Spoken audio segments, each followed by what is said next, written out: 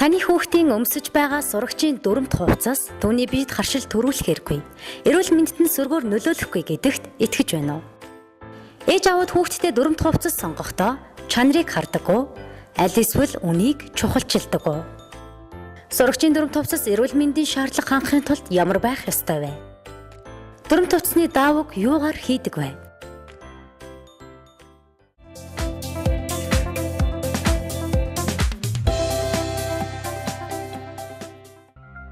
2016-аас 2017 оны статистик мэдээллээс харахад манай улсын хэмжээнд 5-аас 19 насны нийт 551 мянга гаруй хүүхэд ерөнхий боловсролын сургуулиудад суралцж байна гэсэн тоо баримт бий.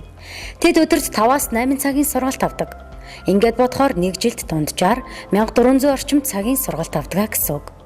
Үүнээс гадна давтлах, сургууль дээрээ хичээлээ давтах гэд жилийн ихэнх өдрийг хүүхэд сургууль дээрээ өнгөрөөдөг. Харин сургалт авч байгаа сурагч бүр өөрсдийн дүрмт хувцсыг заавал өмсөх ёстой.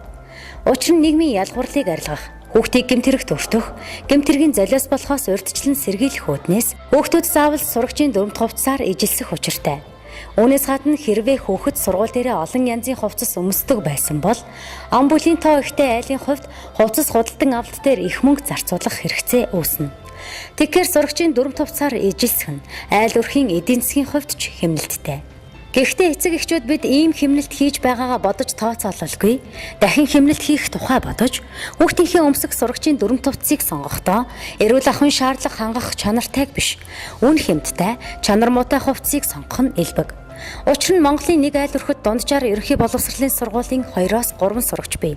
Ингэхлээр эцэг эхчүүд чанар гэхээсээ илүүтэй үн өртгийг бодож тооцоолсны үндсэн дээр сонголт хийдэг гэж хэлж болно. Тэгвэл үнэхээр хэмнэлт болж чадах үед сонголт байдаггүй гэвэл бас л үгүй. Учир нь манай улсад худалдаалж байгаа ихэнх дүрмт хувцас цэвэр хөвөн даван материалаар хийгдсэн байдаггүй. Гэтэл энэхүү эрүүл мэндийн шаардлага хангаагүй дүрмт хувцснууд таны өр хүүхдийн эрүүл мэндэд сөргөөр нөлөөлж байдгийг та мэдэх үү? Тэд харшилтай болох хүртэл аюултай. Гэтэл харшилтай болно гэдэг нь насан туршийн завиртай болно гэсэн үг.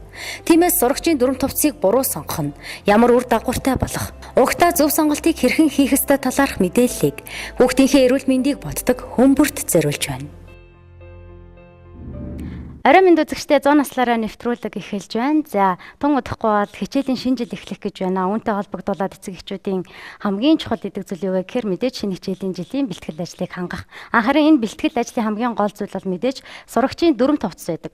Өнөөдөр бид сурагчийн дүрмт хувцас ямар байх ёстой? За, чанар шаардлагын хувьд ямар байх ёстой талаар мөн ямар түүхийд материалаар хийдэг. За, мөн сурагчийн дүрмт хувцас хүүхдийн эрүүл мэндэд хэрхэн нөлөөлдөг талаар ярилцах болно. За ингээд студид хүрэлцэн ирсэн зочдоо та бүхэндээ танилцуулъя. Шинжлэх ухааны технологийн их сургуулийн үйлдвэрлэлийн технологийн сургууль, текстил судлалын салбарын дэд профессор Баяр. За мөн шинжлэх ухааны технологийн их сургуулийн үйлдвэрлэлийн технологийн сургууль, текстил судлалын салбарын доктор буян дэлгэр мөн арьс хоо заслын их хэмж Нандин цэцэгнэр хүрэлцэн ирсэн байна. Та бүхэндээ орой мэндийг хүргэе. За мөн студид бяцхан сурагчид маань ерөнхий боловсролын сургуулийн сурагчид маань эцэг эхтэйгээ хамтас хүрэлцэн ирсэн байгаа. Та нартай баярлалаа. Орой минь төргий. За тэгээд эхний асуулт бол ер нь за сурагчийн дүрмт хувцас гэж заавал байх ёстой юм уу тийм ээ? Заавал үнэхээр бүх хүүхэд ижилхэн дүрмт хувцас өмсөх ёстой юм уу? Энэ нь гол шаардлага нь юундаа байгаа юм бэ гэдэг талаар яриагаа эхлэе гэж бодож байна. Сурагчийн дүрмт хувцас нь бол их чухал юм байгаа. Яагаад гэвэл энэ одоо бүх хүүхдүүдийг яг сургуулийн орчинд нэгэн төвшөнд байлгах ийм одоо ач холбогдолтой мөн одоо хүүхдүүдийг сургуулийн орчны дүрм журмыг одоо дагаж мөрдөг мөн хувийн сахилга баттай болгоход бол их нөлөөтэй юм л да. Энийг бол одоо бүр 16 дугаар зуунаас ахуулаад энэ юуны Англид бол хамгийн анх одоо дүрм товцыг сургуулиудад бол хэрэгж эхэлсэн юм байна. Тэгэд энэ жишгийн дагуу мэдээж нийгмийн ялгуурлыг одоо тэр нэг төвшөнд байх гэдэг манд энийг хэлээд байна л да. Жишээлбэл хүүхэд өглөө усаад одоо би юу өмсөх гэж бодохгүй. Ерөөсөө л тэр хүүхэд болоод дүрм туцаал өмсөд гарна. Ээж аавын хувьд ч гэсэндээ айгүй хөнгөлөлттэй асуудал болж байгаа гэсэн үг. Одоо юу өмсөөлөх үү гэж бодохгүй наа шүү дээ. Ерөөсөө л дүрм тувцын сайхан бэлдээд өгсөн байгаа юм бол одоо хичээлийн жилийн турш бол хүүхэд маань дүрм тувцтайгаа хичээлдээ явдаг. Сургуулийн орчинд бол яг нэг төвшөнд одоо мэдрэх өөрийгөө бас одоо тийм үнэлж үзэх тийм одоо ач холбогдолтой. Ер нь яг манай улсад одоо сурагчийн дүрмт хувцас тийм байх ёстой гэсэн тийм ээ стандарт шаардлага байдаг юм уу? Олон улсын тэр жишг одоо стандарт нь ямар байдгийг энэ талаар. Боловсролын хуульд орсон. За тэр ч одоо 5 жилийн өмнө 2012 он хавцаа орсон өөрчлөлт байгаа. Энэ дээр сурагч дүрм хувцастай байна гэсэн заалт байдаг. Тэгэхээр энэ заалтыг хэрэгжүүлэх үүднээс боловсрол соёлын шинжилгээ ухааны яам тухайн үеийн за сурагчийн дүрм хувцасны жишг загвар гэдэг зүйлийг баталсан байгаа. Энэ жишг загвар маань Монгол улсын хэмжээнд өнөө хүртэл бол нэг загвартай явж байгаа. Ерөн зүгээр хуулиараа бол Монгол улс сурагчид маань сурагчийн дүрм хувцас заавал өмснө гэсэн заалттай. Яг ямар материалаар хийсэн ч гэдэг юм уу тийм ээ хувцас өмсөх хэвээр энэ төр чанар шаардлага эрүүл ахуйдлаас нь одоо юу гэж заасан байдаг вэ? Гэхдээ тухайн үеийнхээ одоо жишг загварыг боловсруулж байсан ажлын хэсэг бол ерөнхийдөө хувцсан тавигдах хувцсных нь хэлбэр хийж болох материалын шаардлага стандартуудыг боловсруулсан. Мэдээж ажлын хэсэг маань энэ хүү сурагчийн дүрм хувцсыг боловсруулахдаа за тэр ажлын хэсэгт бол мэргэжлийн баг хүмүүс бол нэлээд олон талт мэргэжлийн баг бүрдсэн байгаа. Боловсрол соёлын шинжилгээ ухааны яам, за тухайн үеийн нийслэлийн боловсролын газар, за тэрний яг багш сургууль хүмүүжүүлэгчид, за нөгөө талаасаа хүнс хөдөө аж ахуйн хөнгөн үйлдвэрийн яам, за тэр нь бол үйлдвэрлэгч талаасаа гэсэн үг. За ингээд энэ хоёр яам ажлыг зангидахдаа мэргэжлийн холбоодыг оролцуулаад за мөн заавал холбоод биш чөлөө дуран бүтээлчид эдгээрийг оролцуулсан энэ загварыг ажлын хэсгээр бол байгуулсан. Тэрнээс өмнө болохоор нийслэлийн боловсролын газар мэргэжлийн дизайнеруудын дунд хүүхдийн сурагчийн дүрм хувцсны загвар хийж боловсруулах уралдаан зарласан. Тэгэхээр энэ уралдаанд ирсэн бүтээлүүд яг зарим нэг нь бол нөгөө нийтийг хамарсан буюу бүх сурагчдын эдлэгийн хэрэглээний шаардлагад нийцэхгүй, зарим нэг нь сайн талтай байв, зарим нэг нь дутагдал байсан учраас ажлын хэсэг бол шинжилээд шин загвар хийц дизайныг гаргасан байгаа даа. Тэгэхээр энэ ажлын хэсэг бол мэргэжлийн судлаачид, багш нар, за сургууль хүмүүжүүлэгчид яамны төлөөд эцгийн төлөөл орсон гэж хэлж болно л доо.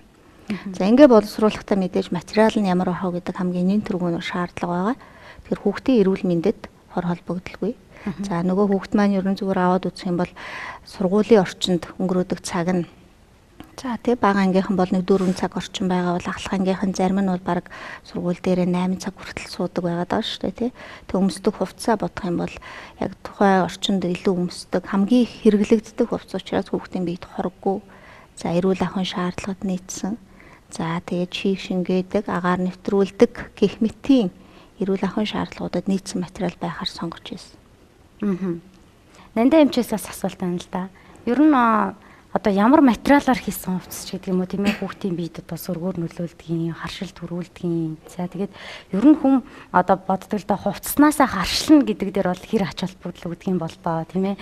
Ер нь энэ чиглэлийн асуудлууд одоо хэр үүсдэг вэ?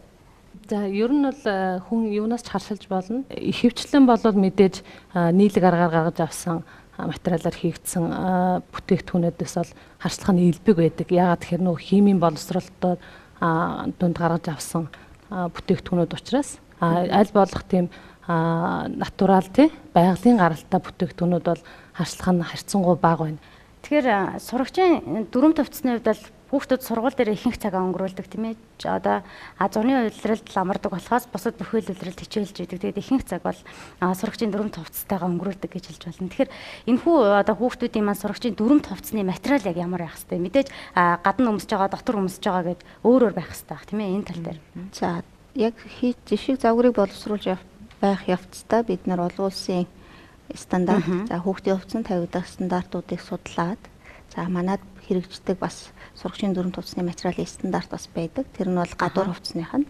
За эдгээрийг судалсны үндсэн дээр яг хүүхдэд хорггүй, аюулгүй, эрүүл ахуйн шаардлага гэдэгээс гадна эдлэгийн хэрэглээнийхэн шаардлагад бас нийцсэн ийм материалыг сонгож авахыг зорьсон л доо.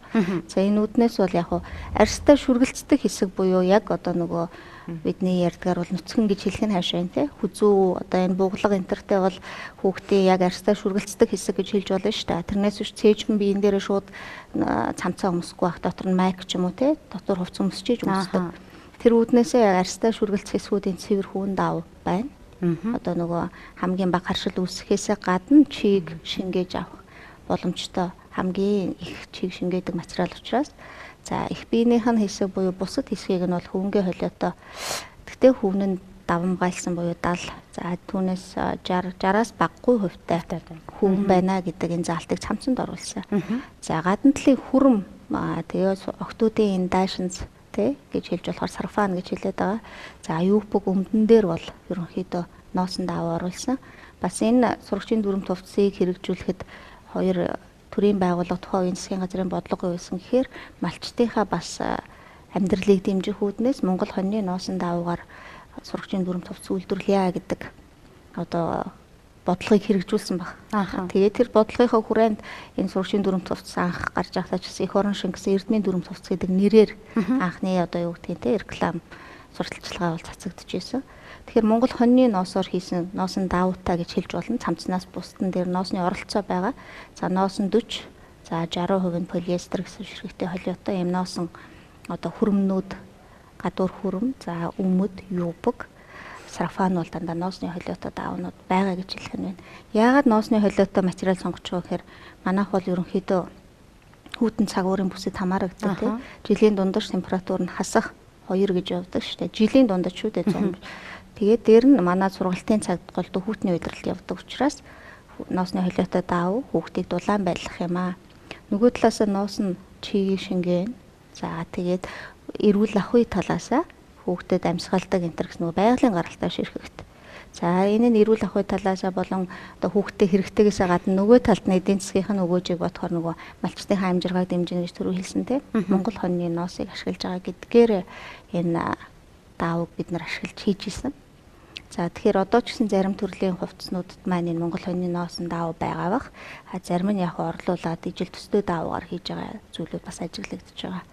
Тэгэхээр Монгол хоньны ноосон даавгаар хийснээрээ одоо ямар онцлогтой юм гэхээр яг мэдээж холио ямар байх вэ гэдгийг гаргахтаа бид нар зөвхөн эрүүл ахуйн шаардлагаас гадна эдлэгийн эргэлгээний шаардлагаас үнэлдэг л дээ. Энд чинь хүүхэд өдөр болгон өмсөж байна. 7 хоногийн 5 өдөр хичээлийн 4 илэрлэлээр өмснөг явахаар. За тэгээд энэ хийц дизайны гаргаж ирсэн ажлын хэсэг баг маань яасан гэхээр хоёр хүүхдийн өсөлт хөгжилтийн 2 жилийн өсөлтийн хэмжээнд нийцсэн байхаар сулын тавилтуудтай буюу одоо хормогийн уртсгаж болдог, ханцуу хормог тавьж болдог гэх мэтийн ийм зохион бүтээлтийн шийдлүүдийг оруулж өгч ирсэн. За ингээд үзэхээр 2 жил өмсгөд энэ бол нэг хилэгдээд даахгүй, урагдаад цоороод даахгүй ийм материалаа. Үүнээс гадна яах ёстой юм гэхээр түрүүн ч бас хэлсэн энэ хүүхдийг жигд байлгана гэдгээсээ илүү бас нэг талаасаа нийгмийн асуудал нь ямар учиртай гэхээр улс орон даяар бид нар нэг загвар луу шилжиж чадах юм бол тухайн хүүхд сургууль шилжинэ тий хөдөө орон нутгаас хот руу ирнэ гэхэд сургуультай таарсан форм авна гэд нэмэлт зардал гараад байхгүй нэг талаасаа нөгөө талаасаа ах дүүгийнхаа одоо үгдээ дүрм товцыг дамжуулаад өмсөх боломжтой 2 жилийн дотор хүүхэд илээгээд хороогоод ахааргүй те энэ илэгдэлтийн ч гэсэн бид нар тооцоолж хийсэн учраас холог тий тэгэхээр хэрвээ зүгээр үгдээ ихч дүүгийнхаа хувцсыг шилжүүлээд өмсөх боломж байна тэгэхээр нэг гэр бүлийнхний хувьд бол нэг 2 3 хүүхэдтэй айл байлаа гэхэд нөгөө дээр үесээ л бид нар дамжуулж хэрэгэлдэг байсан те энэ аргачлал маань бас энэ маань амьдралд хэрэгжихүүднээс энэ материалын шаардлагуудыг бас боловсруулсан гэсэн үг. Нэг өсөндөө амархан урагдаад байхгүй, тэ цороод байхгүй, олон удаагийн угаалтын төсвөртэй энэ дүүдлэг сайн авдаг гих мэтийн шаардлагууд цаана бас давхар явж байгаа. Би юм нэмэт хэлчихв. Тэгээ дээрэс нь юу энэ одоо Монгол одоо хүүхдийн сургуулийн дүрм товцог яхад бол Монгол загвар зохион бүтээгчдийн одоо бас хүч хөдөлмөрийг шингэсэн. Жишээлбэл одоо сая манай баяр доктор хэллээ л дээ. Яг одоо илэгддэг хэсгүүдэд тийм ээ бид нар бол одоо шил тохоонд нэмэлттэй тохоовч өгч хийж өгч байна. Өшөө яг одоо манжаатны энэ одоо урд ирмэгт нөхөр материал орж ирсэн. Энэ бол нөгөө илэгдэлтийг төсвөрлөх чадварыг нэмэгдүүлж өгч байгаа гэсэн үг. За мөн дээрэс нь одоо халаасны байрлал байж гэн товчлогооны хэсэг эднэр дээр бол яг тухайн одоо насны хүүхдээ онцлогт нь биеийн одоо энэ онцлогт нь тохирсон. Ийм байхаар одоо хийж өгсөн нөгөө хүүхдийн одоо анги дээрээ сургууль дээрээ биед одоо их сайхан тааламжтай байхад бол их нөлөөлдөг. Ер нь бол нөгөө эвгүй хуц өмссөн өмжөө өөрөө хэцүү байдаг л да. Яг харахад бол ингээд зүгээр юм шиг гэнээс олон дахин халаасан жишээлбэл байранда биш байлаг гэдэг чинь гар нь үргэж дээшээ эсвэл их доошоо яваад ингээд ган хүнд өөрт нь уцаар дүүрдэг. Жишээлбэл хүүхдэд одоо товчлогооны асуудлууд бол байж гэн мэдээч хэрэг энийг одоо нэмж сайжруулах юм бол байгаа. Гэхдээ энэ бол одоо маш их олдтой хүүхдүүд маань ингээд өнөөдөр Монголдо үйлдвэрлэсэн ийм хуцаа өмсөж байгаа нь бол том одоо ажил хийцэн гэж бид нар бол үзэж байгаа. Тэгэхээр бид Монголдо үйлдвэрлэж чадж байна, тийм ээ, хийж бүтээж чадж байна. Яг судалгаа шинжилгээний баг гараад за Монгол хүүхдэд хамгийн тохиромжтой сурагчийн дүрм товцол ийм байх юмаа гэдэг бол жишгийг бол боловсруулсан, тийм ээ. Энэ жишгийн дагуу үйлдвэрлэж чадж байна гэж ойлгож болох юм, тийм ээ.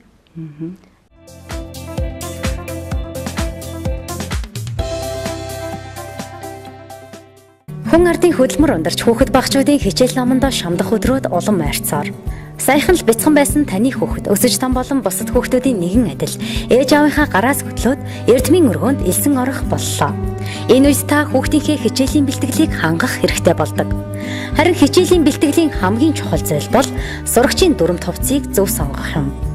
Тэгэхээр та хүүхдийнхээ хичээлдээ өмсөх сурагчийн дүрмт хувцсыг сонгохдоо юуг анхаарах ёстой вэ?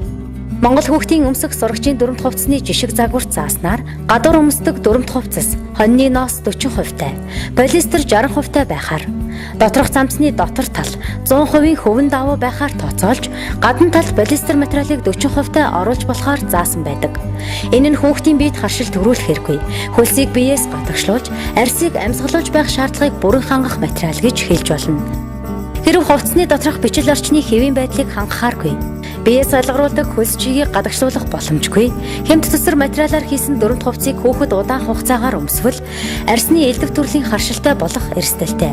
Харин харшил гэдэг нь насан туршийн завир болдог. Тиймээс эцэг эхчүүд хүүхдийнхээ хичээлийн дүрмт хувцсыг сонгохдоо эрүүл ахуйн шаардлагыг хангаж чадхаар олон улсын стандарт жишгт нийцсэн Монгол хүүхдэд тусгайлан боловсруулсан дүрмт хувцсны загварт нийцүүлж үйлдвэрлэсэн эсхийг нягтлах хэрэгтэй. Харин хамгийн найдвартай арга бол үндэсний үйлдвэрээ дэмжиж Монгол хүүхдэд зориулсан сурагчийн дүрмт хувцсыг стандарт шаардлагын дагуу үйлдвэрлэж байгаа эх орны үйлдвэрлэлийг сонгох явдал юм. Монголчууд бид өөрсдөө сурагчийн дүрмт хувцсыг стандартын дагуу үйлдвэрлэж чаддаг болсон. Олон улсын жишгт нийцүүлэн дүрмт хувцас үйлдвэрлэж байгаа Монгол үйлдвэрүүд олон бий. Тэдгээрийн нэг болох сурагчийн дүрмт хувцас үйлдвэрлэлээрээ тэргүүлдэг томоохон үйлдвэрүүдийн нэг бол Uelun менч компани юм. Uelun менч компанийн хувьд 2006 оноос соёлын чиглэлээр үйл ажиллагаагаа явуулж байна.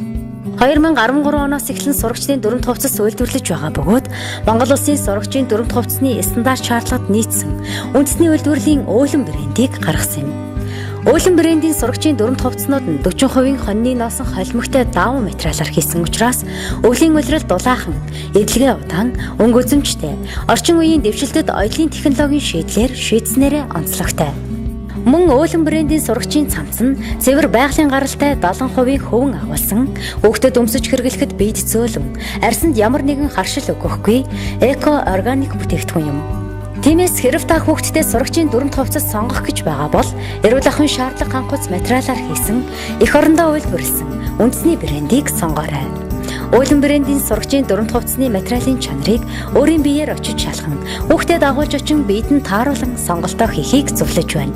Хамгийн найдвартай, хамгийн чанартай, хамгийн зөв сонголт байх болно. Үндэсний үйлдвэрлэлээ дэмжицгээе. Яг одоо та бүхний хувьд одоо хүүхдүүдтэй тийм ээ сурагчийн дүрмт хувцсыг сонгохдоо юуг шалгуур үзүүлэлт болгож сонгодог вэ? Энэ тал дээр санаа бодлоо хуваалцаач. Яг энэ эрүүл мэнд талаас нь ер нь бодож үздэг байв уу тийм ээ? Мэдээж хүүхд маань бага насны хүүхд учраас хүүхдийнхаа мэдээж биед нь эвтэйхэн тэгээд эрүүл мэнд талаас нь материалын хувийг илүүд үзэж хардаг байгаа. Ямар материалтай байвал илүү дээр гэж сонгодог хүн даван тийм материалтай л байвал ер нь хүүхдэд агаарыг гадагшлуулж өгнө. Байнгын өмсөж байгаа учраас маш эвтэйхэн байгаасаа л гэж боддог шүү дээ.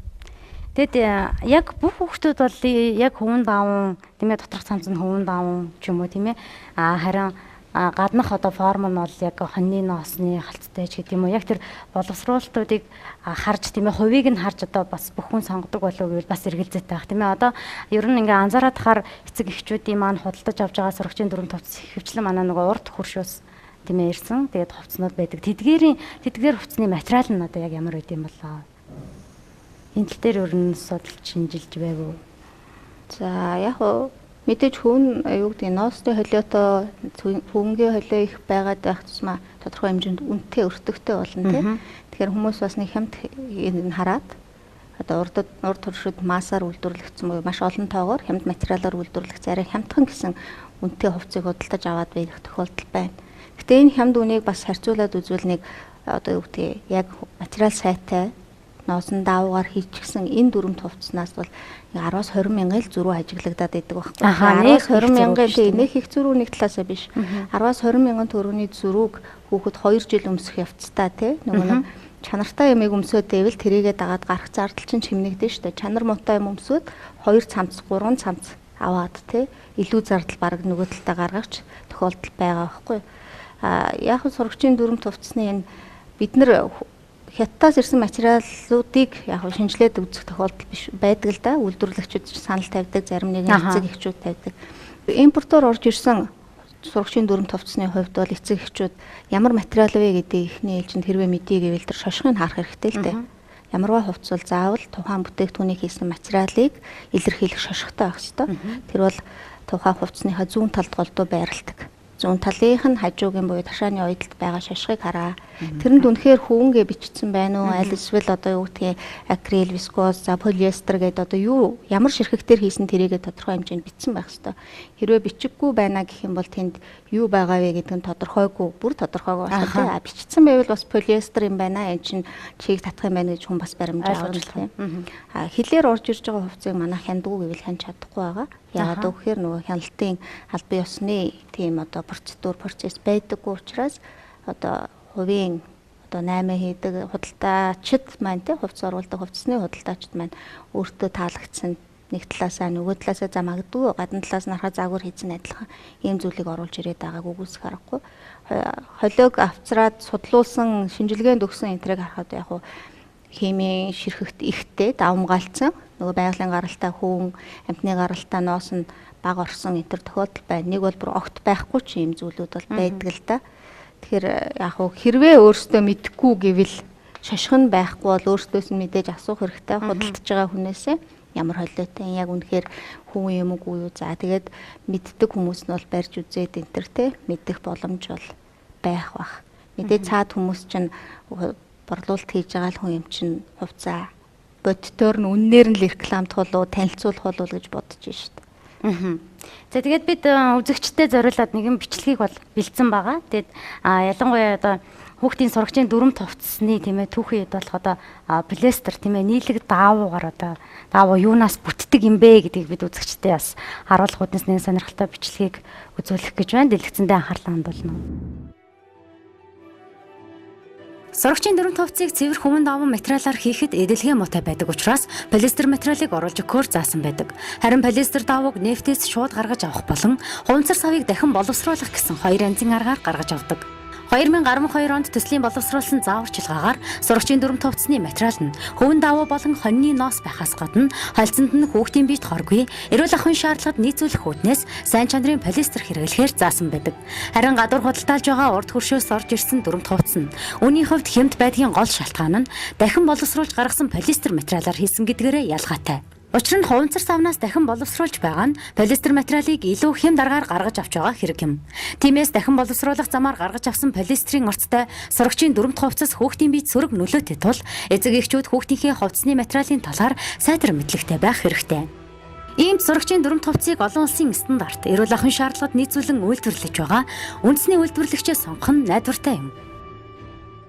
За үзэгчдээ 100 наслаараа нэвтрүүлэг маань үргэлжлэн та бүхэндээ хүрж байна. Бид сая үзэгчдээ за полиэстер гэх материалыг тийм ээ юунаас гаргаж авдаг юм бэ? Түүхэн эдний юу юм бэ гэдгийг харуулсан. Саяны хувьд бол хуванцар савыг дахин боловсруулад гаргаж авсан полиэстерийн бичлэгийг бол бид үзэгчдээ үзүүлсэн байгаа. Гэхдээ Монгол тийм ээ үйлдвэрлэж байгаа хүүхдийн сурагчны маань дүрмт хувцсан хүртлээс полиэстер орсон байгаа тийм ээ. Ноос полиэстер цэвэр хөвөн давуу мөн полиэстерийн хальц гэсэн юм холио авж байгаа. Харин энэ полиэстерийг одоо юунаас гаргаж авж байгаа гэсэн үг вэ? Юугаараа өөр ялгаатай вэ? Зарим үзэгчдийн маань хувьд бол полиэстер гэдэг ойлголт ч бас байхгүй байгаа тийм ээ. Тэгэхээр энэ тал дээр бүр ялгааг нь сайн гаргаж өгөөч гэж хүсэж байна.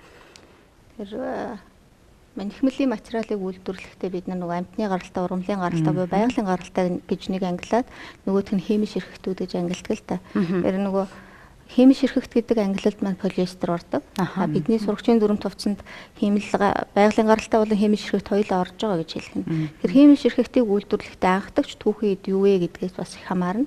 Тэр полиэстерийг бол анхдагч түүхийн эдгээс нь гаргаж авчгаад саяын тэр үзүүлээд байгаа хуванцар сав юу вэ гэхээр дархин ашиглалт буюу нөгөө материал түүхийн эдийнхээ үнийг бууруулах гэсэн энэ арга байгаад байгаа юм л та.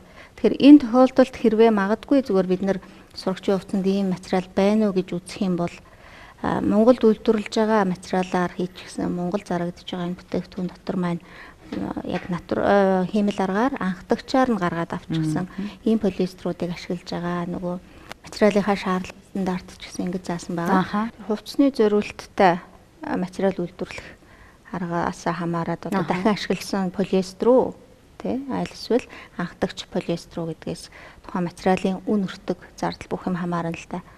Бидний хувьд бол мэдээж анхдагч буюу хамгийн сайн чанартай ийм полиэстерээр хийсэн материалыг хүүхдүүдэд хэрэглүүлэх энэ зорилгоор л анх энэ материалыг зааж бичсэн байгаа. Тэгээ полиэстерийн маань олгоод байгаа шинж чанар нь юу юм бэ гэхээр нөгөө бас өөрөө давуу тал нь эдлэгийн хэрэглээний шинж чанарыг сайжруулна. Нэгсэндээ дан ноосон даавар хийчих юм бол нөгөөдг нь амархан бөөстөн ч гэдэг юм уу. Бид нар бөөстөл гэж яриад байгаа филинг бөөстөн бүрцэн тий. Нөгөө талаасаа цоорн энтергээд зүйлүүд гарна л та. Тэгэхээр нөгөө өдөр тутмын хувцас тэр нь байнга өмсөж явах гэдэг үүднээсээ бид нар полиэстер ширхэгт холиод хэрэглээнийхэн шинж чанарт нь нийцүүлсэн. Дээр нь эндүүдлэг угаалга авах чанарын сайжирна гэсэн үг юм. Тэгэхээр бас хиймэл ширхэгтийн холио зөв оновчтой байх юм бол энэ нь хувцсандаа бас нэмэлт шинж чанарыг олгоод сайжруулах юу гэдгийг сайжруулах үндэслэл болж байгаа. Тэгэхээр бид яг энэ одоо холиог зөв тохируулаад мэдээж стандартыг бол боловсруулсан тийм ээ. Үнэхээр монголчууд яг энэ стандарт шаардлагын дагуу үйлдвэрлэж чадчихжээ нөө. Бид нар бол нөгөө төслийн хүрээнд яажсан л та. Яг энэ одоо сурагчийн дөрөв тооцсны материалын шинж чанар талаас нь бол судалгаа хийжсэн. Тэгээд тэр судалгаан дээр бол бүрзэлт яг энэ материалынхаа шинж чанартай холбоотой бүрзэлт урагдaltaй дээр гэсэн тэр одоо асуултуудыг бол тавьжсэн. Тэгээ ингэхэд бол ерөнхийдөө их гайгүй тийм одоо яг Монголдо үйлдвэрлэсэн даавар гэсэн л бүрзэлт хайрцангуй баг ус харин ноосн цамцсан дээр жаахан бүрзэлт байгаадсэн тий. Тэгээд дараа нөгөө ноосных нь холиог багасгаад полиэстерийн холиог нэмэгдүүлждэг шинж чанарыг нь сайжруулсан тийм юм бол гарсан. Одоо хүүхдүүд маань маш олон цагаар сурагчийн дүрм тавцтай байдаг тийм ээ. Удаан цагаар одоо өөрийн биед тохироогүй тийм ээ чанарын шаардлага хангаагүй материалтай хувцс өмсөд байснаар одоо ямар харшилтай ч гэдэг юм уу тийм ээ. Ямар төрлийн одоо эмгэгтэй болох тийм боломжтой сөрөг нөлөөтэй даавартай байна. Хамгийн ихэнд бол мэдээж биед тохиромжгүй тийм хувцс өмснөөсөө болоод арьсан дээр янз бүрийн холголт гэмтлүүд үүснэ л дээ.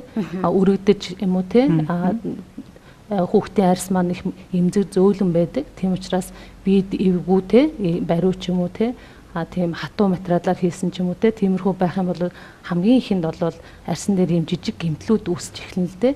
За тэгээд явандаа тухайн хүүхдийн маань дархлааны байдлаас хамаарад за тэгээд харсламтгай юм уу эмзэг байдалтай хүүхдүүд байх юм бол мэдээж бас харслын урал өрнөх боломж үрдэнэ гэсэн үг.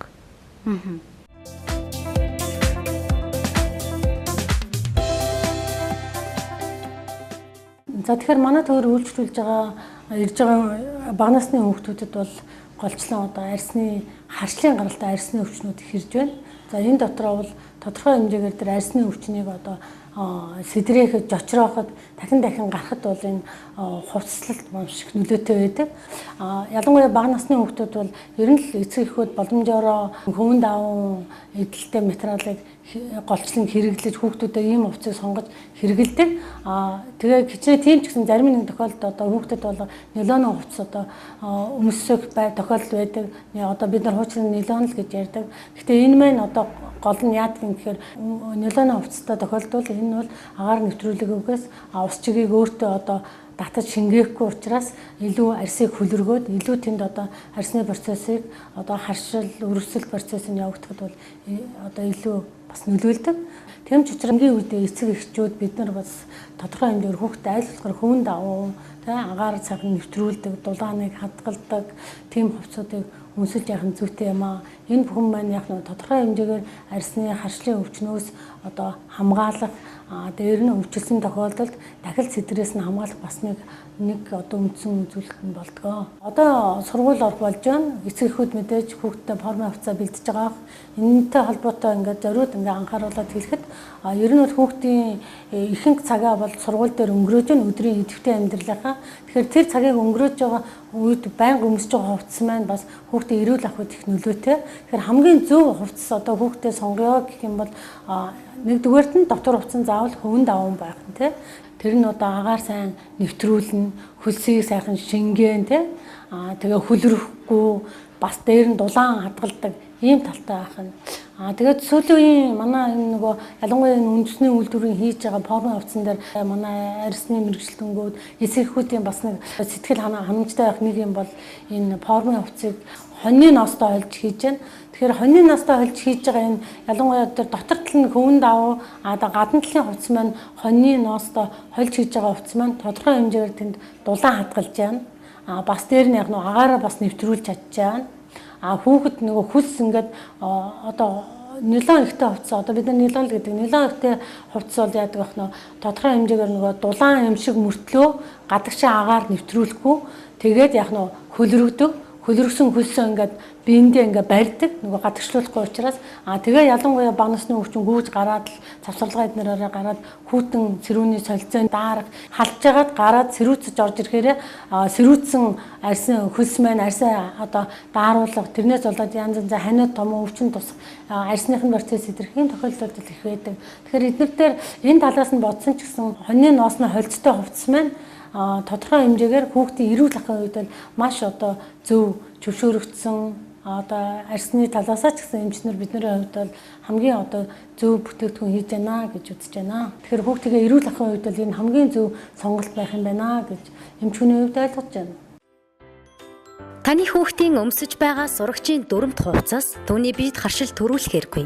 Эрүүл мэндэд нь сүргээр нөлөөлөхгүй гэдэгт итгэж байна уу?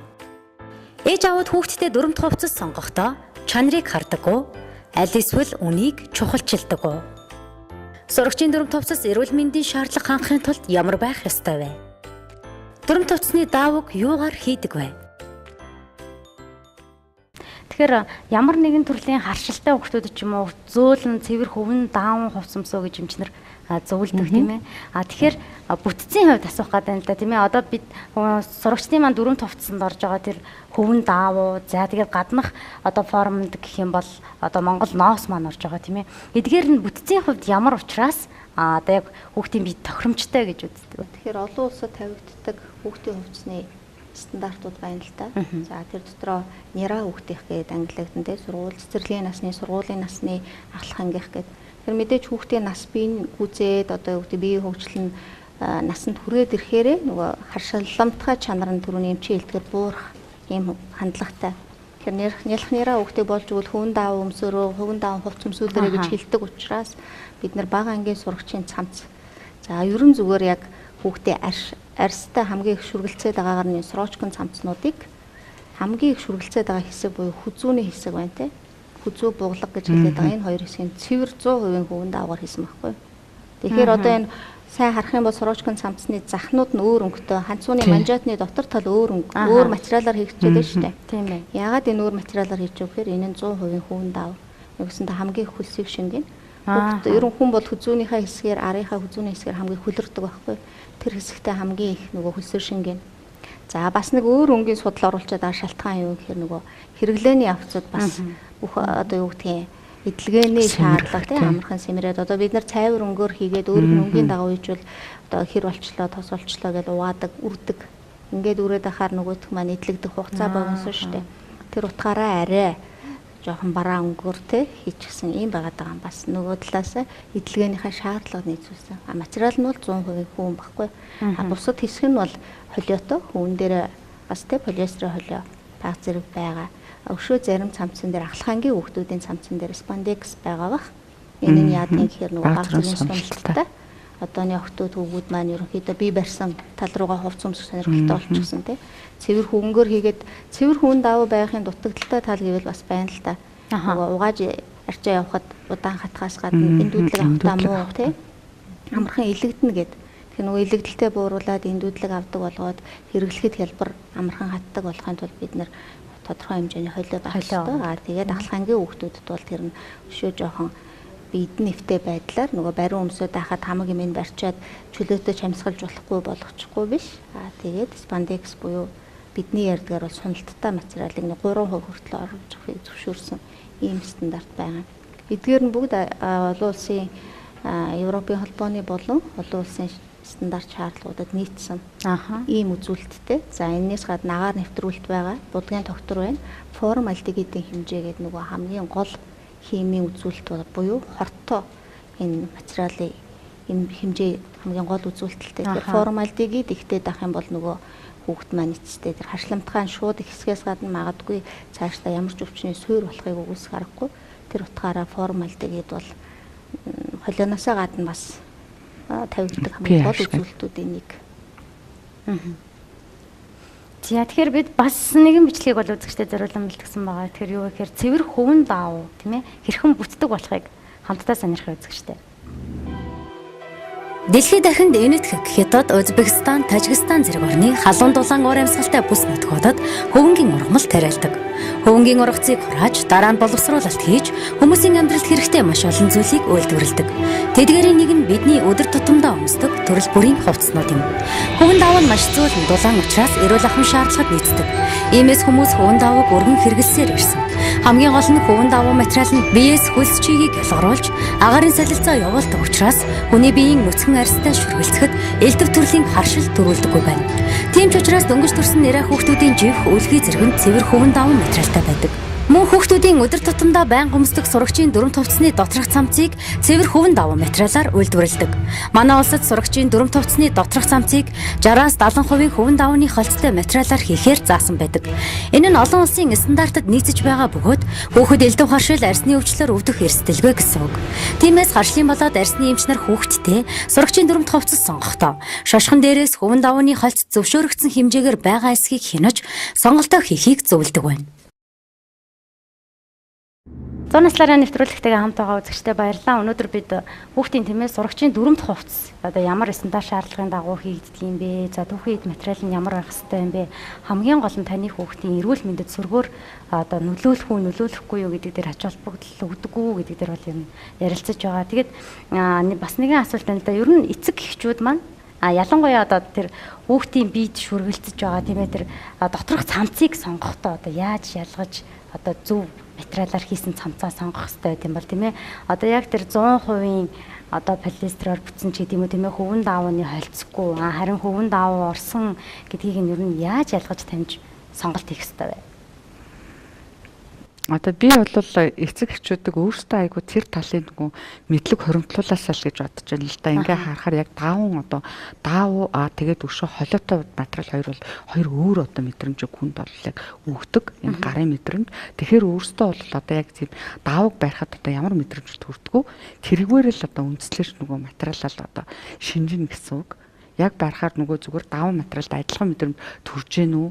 Аль эсвэл ингээд тэр чигээр яг нийлэг ширхэгд тэр нь юу яаж гэнэ гэдэг одоо хувь хүний мэдрэмжтэй холбоотой. Тэгэхээр одоо эцэг эхчүүд бол бас тэр талаас өөрсдөө материалыг их сайн тийм барьж үзэж өөрсөндөө тийм нэг юм мэдлэг баримтлуулах юм да тий. Тэр тал дээр л одоо бас мэддэг л ах хэрэгтэй. Ер нь бол даавуу материал гэдэг нэг иймэрхүү байдаг үндгэн зөөлөн тэ одоо даавуу мэдрэмж ямар хаа полиэстер ихтэй одоо химийн ширхэгд ихтэй материал бол гулсамтгай тийм одоо ингээд нэг юм барьцалцсан шин чанар багтай юм барьдаг тий барьцмуутай гулгамтгай байдаг ер нь химийн ширхэгтэй тийм бариад үсгэд магадгүй зүгээр одоо хэрүүхэн тийм нэг талаасаа хүүтэн чим шиг нөгөө талаасаа тийм гялгар биш дүү бүрзгэр таланд хамгаалах гэдэг байгаа байхгүй хүн дээр бол тийм яг ноосон дээр бол ер нь зүгээр ямар ч ноосны холиотой болон ноолуур бид нар ноолуурыг ч өмсөхдөө бүрзээлэл гэж ярьдаг. Ноос ноолуур хоёр чинь хоёулаа л амтны гаралтай учраас ялгаагүй бүрзээ. Тэгэхээр гадны улс орнууд бол сурагчийн дүрм тувцыг зарим нэг тохиолдолд агиух бүрзээгээд байна гэж ярьдаг л та. Тэгээ гадны улс орнууд бүрзээж байгаа нь амтны гаралтай ширхэгтийн баталгаа гэж нөгөө талаасаа хэлдэг. 3 удаа тэр бүрзээлтэй цэвэрлэж хэрэгтэй. Угааж арчаад тий хэм цэвэрлэгэнд өгөө зарим нь бид нар түүн гээл түүдэг ш. 3 удаагийн цэвэрлэгээний дараа ерөнхийдөө бүрзээхэ байхгүй болчдөг тий. Тэгээ бүрзээлт байгаа нь нэг талаасаа энэ бол үнэхээр ноосны холиотой байна гэдгийг баталгаа бас болж таарад байгаа юм л та. Яг гүйцэтгэн боловсруулалтынхаа явцад бид нар бүрзийдэггүй тий гялаадаггүй хог татадаггүй гэл ингээл олон нэмэлт боловсруулалтыг хийдэг. За тэгэхээр энэ нэмэлт боловсруулалттай үедээ анх энэ дүүдлэг яг үйлдвэрээс гарсан үедээ бол гүлгэр сайхан байжгаад явандаа нөгөө боловсруулалт маань удаа хугацааны эдлэгэнд ороод ирэхээр муудаад эхлэн тий ингээх явцтай бүрзээгээд эхлэхийг үгүйсэх аргагүй л тий. Гэтэ энэ бүрзээж байгаа нь бол ер нь бол амтны гаралтай ширхэгтийн давуу тал. Гэхдээ үргэлжлүүлээд бүрзээгээд байх тул химийн ширхэгт бол үргэлжлүүлээд бүрзээдэг гэж байгаа байхгүй. Бас ялгаатай байна тийм. Ерөөсөө одоо эдэлж хэрглэж дуустал бүрзээлт үүсгэдэг гэж бас хэлдэг байхгүй. Түүгээрээ нэг том ялгаа гардаг гэж хэлдэг. Ер нь ноолууран материал авсан тийм хувцастай тохиолдолд бол гадны экспертүүд, шинжээчид энэ төр зөвлөгөө өгөхдөө 3 удаагийн цэвэрлэгээний дараа энэ байхгүй болно гэдгийг аль биесээр хэлдэг. Тэгээд бид бас үзэгчтэй бас илүү одоо бодиттой болох үүднээс бол нэгэн туршилтыг бол хийсэн байгаа. Тэгээд юу вэ гэхээр одоо хүүхдийн тийм ээ та бүхэнд харагдж байгаа одоо сурагчийн дүрм төвчний дотор талын цамцын хийсэн материалыг одоо баг зэргийн шатааж үзээд мөн бас гадна талын тийм ээ одоо ноосны хальттай гэж бид нэр яриад байгаа шүү дээ тийм ээ. Ноосны хальттай материалыг бол бас баг зэргийн шатааж үзээд тэгээд шатамхай чанар нь ямар хоёр өөр байгааг бол одоо туршиж үзсэн байгаа. Тэгээд магадгүй бол сургууль дээрээ байхдаа ч гэдэм үү тийм ээ хүүхэд гинтийн осол аюулд өртөөд тийм ээ одоо галын аюулд өртөх тохиолдолд хүртэл одоо тэр юугаар хийсэн материал вэ тийм ээ ямар хувцас мөснөөс шалтгаалаад одоо аюул нь одоо бага их байх уу гэдэг нь бол шалтгаална тийм ээ. Мэдээж бол яг стандартын шаардлага хангаагүй тийм ээ эрүүл мэндэд сөргөөр нөлөөлөх материалаар хийгдсэн одоо магадгүй дүрм товцтой явж исэн хүүхдийн хувьд одоо илүү хурдан шатаад тийм ээ бид наалдах байдал их байдаг ч гэдэм үү. Энэ талаас нас гинтийн одоо осол аваараас одоо сэрэмжлүүлэх үүднээс одоо материалын ялгааг илүү гаргаж харуулъя гэдэг үүднээс бид одоо нэгэн туршилтыг хийсэн байгаа. Тэгээд бүгдээрээ хамтдаа тэрхүү туршилтыг сонирхъя.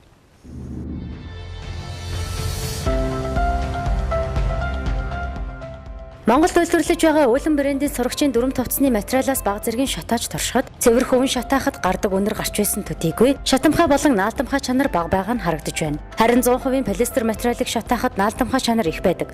Тиймээс хүүхэд гинтийн галын аюулд өртөж болзошгүй тохиолдолд дотоодоо үйлдвэрлэсэн хувцас нь стандартад нийцүүлэн бүтээсэн учраас илүү аюул багтай найдвартай байх нь харагдаж байна.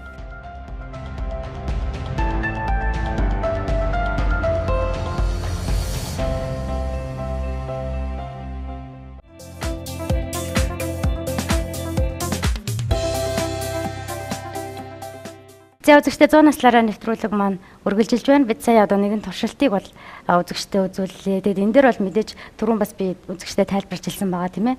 Материалын ялгааг илүү гаргахын тулд одоо энэ хүү туршилтыг бол хийсэн байгаа. Тэгээд манай одоо эцэг эхчүүдэд манаас асуулт байвал мэрэгчлүүд маань студид төрөлцөн ирсэн байгаа учраас чөлөөтэй асуултаа бол асууж болно. Одоо эцэг эхчүүд нөгөө хувцсыг барьж үзэж гад мэдэрч авна гэж байгаа шүү дээ тий. Тэгээ одоо аауд маань яваад бас хувцаа бэлдэж болно шүү дээ тий. Ээжүүд завгүй байлаа. Аауд хинэггүй шүү дээ. Зүгээр явжаал ингээл нэг актрис гэж барьж үзэж мэдрэхгүй. Тийм учраас таних лого тэмдэг одоо юу байна? Одоо энэ хувцсанд одоо Монгол гэсэн ойлголттой тэрийг тодорхойлж гаргасан. Бид нар юуг нь таньж мэдэж авах хэрэгтэй тий. Тэр талаас нь жаахан ярьж өгөөч. За миний харж байгаа болон одоо гадуур байгаа худалдааг харахаар тухайн үйлдвэрлэгчийн нэрийн барааны дэлгүүр нь хамгийн найдвартай байх гэж харж байгаа. Яагаад гэвэл тухайн үйлдвэрлэгч хариуцлагаа хүлээн тэ. Үгүй маа гэхэд энэ хэмжээнд томдчлоо энийг одоо солиод өгөөч гэвэл магадгүй нөгөө буух эзэн буцах хаягтай газар чинь нэрийн барааны дэлгүүр яг аль бие усны энэ компани Монголд үйлдвэрлэлээ зарж байгаа шүү гэдэг газраас нь авчвал илүү найдвартай. Өөр газраас авах юм бол бид нар бас очиод магадгүй маргааш нүгөө явцсан байхыг ч үгүйсэх аргагүй. Тэгээ хариуцлагаа хүлээлгэх гэхэд мэдэхгүй гэж сууж байхыг бас хэлж мэдэхгүй байна л да тий. Тэгэхээр үйлдвэрлэж байгаа нэлээд олон компани байгаа. Тэгэхээр Монголд үйлдвэрлэв гэдэг одоо шошготой. За тэгээд яг нөгөө нэг материалынх нь холиогийн дээр нь биччихсэн. Хариуцлагатайгаар нөгөө компани нэг талаасаа нийгмийн хариуцлага гэдэг үүднээс нөгөө талаас бараа бүтээгдэхүүн тавигдах маркетинг брендингийн шаардлага олон шаардлагуудад нийцүүлээд заавал шошго байх хэрэгтэй тийм. Тэгэхээр худалдааны шошгоноос гадна материалынх нь өөрийнх нь угаах арчилга зааварчилгаа гэж хэлтгэлтэй арчилгааны заавартай гэдэг. Тэр шошгыг нь л үзэх хэрэгтэй. Тэгэж үзснийхаа дараа худалдан авах юм бол бас харьцангуй одоо Монголд үйлдвэрлэж байгаа бараа бүтээгдэхүүн чанартай. Ойдлын хувьд маш сайн гүйцэтгэлтэй. За тэгээд материалын хувьд ч гэсэн бид нэгэнт жишг загвар боловсруулаад тэрнийхээ хүрээнд техникийн бичиг баримт стандартыг гаргасан учраас тэр стандартаар нийцсэн хувцсыг бол эдгээр үйлдвэрлэж байгаа гэж үзэж байна. Тэгэхээр эцэг эхчүүд маань сурагчийн дүрм товцыг сонгохдоо мэдээж эхлээд бас үн бол бас гол үзүүлэлт болдог гэж хэлж болох юм тийм ээ. Ягаад гэвэл үнээс шалтгаалаад тухайн одоо дүрм товцыг юугаар хийсэн бэ гэдгийг бол мэдээж бас таамаглаж болох нь шүү дээ тийм ээ. Яг баталгаатай биш хэдий ч гэсэн тийм ээ. За тэгээд дээрэс нь бол шошхыг бол сайдар гаргах хэрэгтэй юм байна. Та бүхний одоо боловсруулсан тийм ээ яг Монгол хүүхдэд тохирох тийм ээ эрүүл мэндэд сөргөөр нөлөөлөхгүй байх тэр стандарт шаардлага бол байгаа тийм ээ. Тэгэхээр энийг бол үзэгчид маань маш сайн ойлгож авсан болов уу гэж бодож байна. Ер нь бол доторх цамцал 70% болон түүнээс багагүй хөвөн даван материал 60-аас багагүй 60%-аас багагүй орсон байх хэвээр. Хөвөн даван. Хөвөн даван. Гаднах Хүрэн бол 40 те. 40% нь ноос гэдэг залттай байгаа. 40%-аас доошгүй. 60% полистрол гэж бичсэн бол тэр бол таны хүүхдэд сүргээр нөлөөлөхгүй юм байна гэж ойлгож болох юм тийм ээ. Хэрэглээний шаардлага хангана. Тэр боловсрол соёл шинжилгээ ухааны яамнаас ерөн сурагчдын дүрмт хувцас энэ яг сурагчдын хэрэглээний шаардлагыг нийцэж гин үү, эцэг эхчүүд хэр сэтгэл ханамжтай байгаа вэ гэдэг судалгаа хийсэн л те.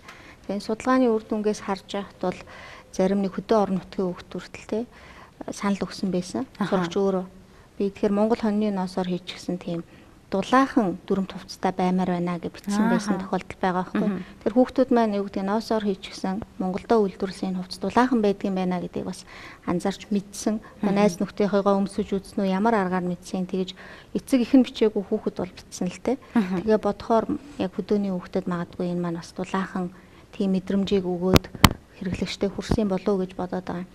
Тэгээ энэ дээр гол нь нөгөө би нэг юу нэмж хэлэх гэсэн бэ гэхээр хүмүүс энэ хүүхдтэй хувцас сонгож авахдаа зарим нь болохоор хитрхи бариу авахгүй л. Тэ? Эсвэл зарим нь болохоор айгу том авахгүй л. Тий. Бас тэгэх гээд байна. Гэтэл яг үнэндээ болохоор нөгөө хүүхд маань өөрөө хөдөлгөөнтэй хүн хөдлөх үед бол биеийн хэмжээ өөрчлөгдөж идэг. Тэгээ тэрийг дагаад хувцас маань тодорхой хэмжээр том байх хэвээр. Тэрийг бид нар яг мэрэгжлийн хэлээр бол сул гэж нэрлэдэг л та. Тэгэхээр тодорхой султаа авах хэрэгтэй гэдэг ээж аавдаас их сайн ойлгосоо гэж боддог. Энэ асуудал хэн дээр их гардаг гэхээр одоо 10 дугаар анги одоо ахлахны ангийн сурагчдад айгу гардаг хувцас англи айлгаар бариу их гоё болохгүй л ингээл загварын чиг хандлагад одоо бараг л тийм бариу авах хэрэгтэй гэдэг. Тийм ч учраас манай баяр доктор бол альтрынсэн спандекс нэмж өгдөг гэдэг те. Спандекс нэмсэн байгаа. Гэхдээ бас яг улаан бариу болохгүй л гэдэм шүү дээ. Бид нар тэр судалгаагаар л харж байсан л та. Тэгэхээр энэ бол хувцас тодорхой хэмжээгээр чөлөөтэй байх ёстой шүү гэдгийг одоо бас хэлэх гэсэн. Стандарт одоо тийм ээ хамгийн зохицолтой хувилбараар хийж байгаа байхгүй юу. Тэрийг л одоо хит сул болох гэдэг юм эсвэл хит бариу болох гэдэг л эцэгчүүдийн донд бас нэг тийм нэг сэтгэл ханамжгүй байдлаа. Энэ айгүй нэвсэгээд идэг ч гэх шиг тийм яриа бас харагдаад байдаг байхгүй. Гэтэл хүүхдээ чинь одоо тэр хөдөлгөөний онцлогтод тохируулаад хувцас бол тодорхой хэмжээгээр сул байх хэрэгтэй шүү. Тийм тэгж сонгож аваарэ гэж хэлмээр байна. Бас мэрэгжлийн юм. Баяр доктороос асуугаад бас өнгөний сонголтын талаар тайлбарлаад өгөөч тийм ээ. Энэ форумны загварыг хийж явахдаа өнгөө бас давхар бодолцсон л доо. Тэгэхээр яагаад хар хөхөнгө авчваа гэд хүмүүс ерөн жоохон хар хөхөнгөнд дургу байгаад идэг. Айгу бараан байна, Монгол хүүхдийн царай дараад байна энэ төр гэл тэгдэг л дээ. Яг го царай дарж байгааг нь сайн анзаарах юм бол нөгөө намартаа хичээл эхлэхэд хүүхдүүд маань 100 амарсан хөөрхөн бор болчихсон тий. Ингээд байгаа учраас царай дараад байгаа юм шиг харагдаг. Өвөлдөө нөгөөх маань байшин дотор байсараа царай одоо цайгаад эхлэнэ гэх юм бол энэ үедээ бол их өнгөн боломжийн гэгээтэй тий зохицоо санагддаг харагдаад байгаа. Гэвчиг одоо яагаад энэ хар хөх байсан бэ гэвэл бид нар энэ өнгөний шинжлэх ухаантч байдаг. Хар хөхөнгө бол өөр айгүй хүнийг тайвшруулах, тайван байдлыг бий болгох ийм өнгө. Тэгэхээр нэг ангид хичээлж байгаа хүүхд хамгийн багадаа 20 дээдлэн 60 хүүхдэд анги хичээлж байгаа. Ингээ бодохоор бид нар сурагчтай бодхоос гадна тэр хичээл мэдлэгийг олгож байгаа багштай бас бид нар орчин нь ямар байх вэ гэдгийг бодолцох хэрэгтэй. Тэгэхээр хэрвээ одоо хит тод өнгөтэй хүрэн улаан хүрэн ч гэдэг юм уу те өөр өнгийн хувцснууд нэг бол хит ирээн ийм хувцс байвал яах вэ гэхээр мэдээж тэр олон хүүхэд тэнд гүүгээд эхлэхэд багшд өөрөө нөгөө тавгүй мэдрэмж төрөөд нөгөө талаасаа тайван бус байгаад хичээлээ төвлөр зааж чадхад бас хэцүү байдал үүсгэнэ.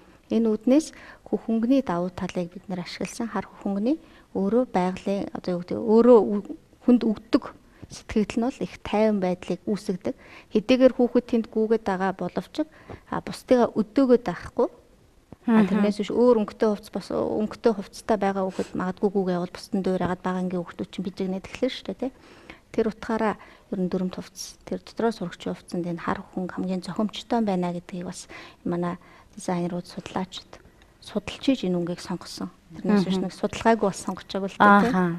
Тэгэхээр цаанаа бас өнгөний сонголт хүртэл учиртай юм аа. Тэгээ бүх зүйлээ судалгаа шинжилгээнд дээр тулгуурлаад Монгол хүүхдэд хамгийн зохицсон хувилбараар бол гаргасан гэсэн үг шүү дээ тийм ээ. Тийм. Хамгийн зохицсон өнгө байна хар хөх. За тэгээ хар хөхөнгөө дагаад өдөр тутам өмсөд байх энэ цамц маань бас тийм. Тэгээ хүүхэд мэдээж нөгөө талаасаа одоо үзэг балаараа бичгээд бид нар голдуу цэнхэр өнгийг шаарддаг. Энэ маань толб болчхоор цагаан өнгнөөс арилахгүй бол цэнхэр өнгөн дээр бас харьцангуйгаар гайгүй байх. Гэх мэтийн хэрэглээ эдлэгээнийхэн шаардлагыг бас нэлээх харгалцсан л да. Тэгэхээр энэ нь бол өнгөний судалгаан дээр үндэслэж дизайнеруудын гаргасан өнгө. Дээр нь өнгөний зохицол бас байгаа. Тэгэхээр хар хөхөнгөн дээр энэ цайвар цэнхэр өнгө цамц дотроос өмсөх бол юупгнэхээс саарл те. Ахлангийн хүүхдүүдийн өмд юбк бол нэг саарл байгаа шүү дээ. Цайвар саарл. Тэгээ ягаад энэ ахлахангийн хүүхдүүд юм болчих вэ гэхээр харьцангуйгаар бас нөгөө бие дагаад өөрийнхөө хувцсыг угаа цэвэрлэх хэмжээнд хүрчихсэн учраас цайвар өнгөтэй байхад бол энэ их нөгөө талаасаа хүүхдийг одоо цэвэрч нямба байдалд бас сургана. Өөрсдөө хариуцлагатай хувцас угааж өндөөдөх хэмжээнд хүрсэн гэдэг үүднээсээ цайвар өнгийн өмд юбк бол хийж өгсөн байна. За тэгэхээр студид маань ерөнхий боловсролын сургуулийн бяцхан сурагчид маань бас ирсэн байгаа. Эдгээр хүүхдүүд бол та бүхний боловсруулсан тийм ээ. Одоо тэр Монгол хүүхдийн за сурагчийн дөрөв дэх хувцас ямар байх ёстой вэ гэдэг дээр бас судалгаа шинжилгээ хийгээд боловсруулсан. За тэр стандарт шаардлагын дагуу олон улсын жишгт нийцсэн тэрхүү одоо сурагчийн дөрөв хувцсыг өмсөд яг студид бол сууж байна.